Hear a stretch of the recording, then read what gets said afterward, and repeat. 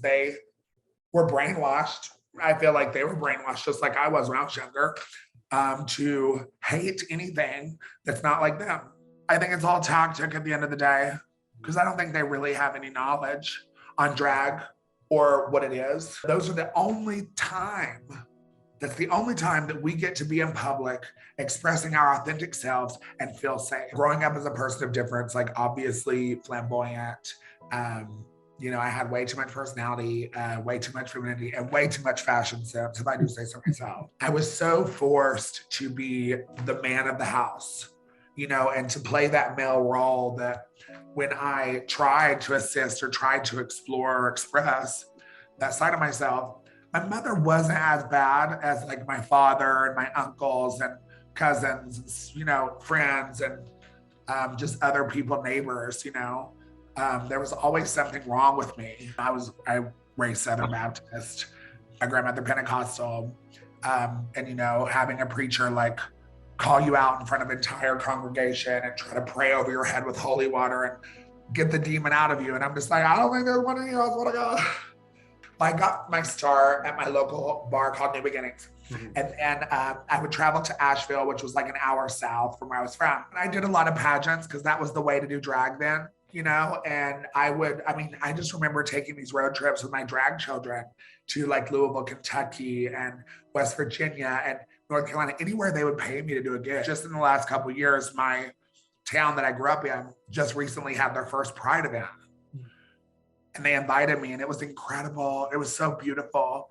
And even seeing the children like cry because they, these little queer boys that had tutus on and, pranced around and, it was like, and celebrated, and I realized that a lot of people don't understand that aren't a part of the queer community, how important those prides and those public moments are.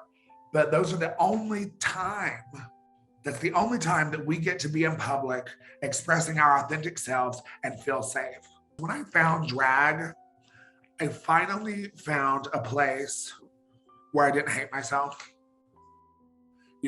I never had that my entire life because I was taught to hate myself. I'm a survivor of abuse, sexual assault, several things.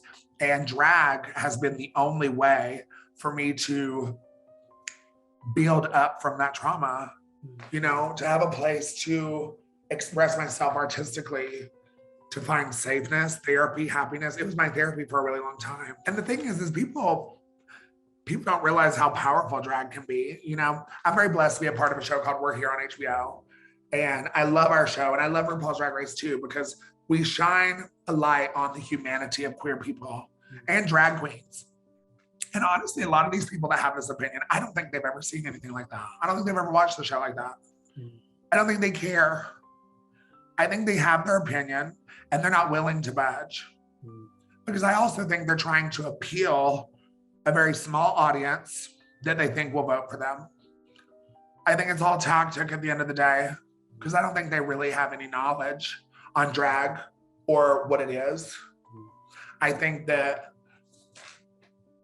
people don't want to know, they don't want to learn. I just think it's going to be emotionally distressing. I think it's going to tear down communities that are just now starting to build. That's what I'm bothered with the most. Like Bristol, they've had 4 prides maybe, and it's been celebrated mostly. So you're going to strip this city of this, It just always feels like every bill, every anti-drag, LGBT, or anything queer related, it's just a slap to the face of our growth and the people that fought before us, that died before us, that helped us get this far.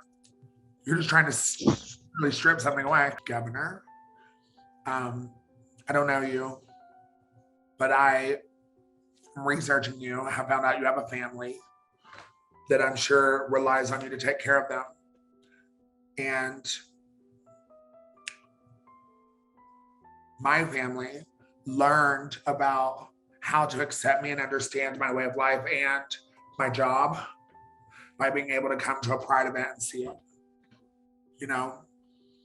And a lot of people I know were able to find community and love and comfort and safety in those spaces because they can't go to nightclubs to learn about who they are. And that's not the direction we want to push them at a young, vulnerable age either.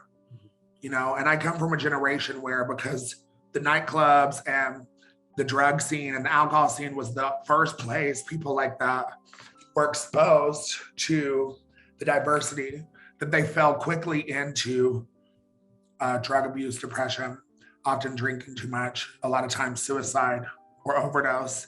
And I don't want that for my nieces and nephew.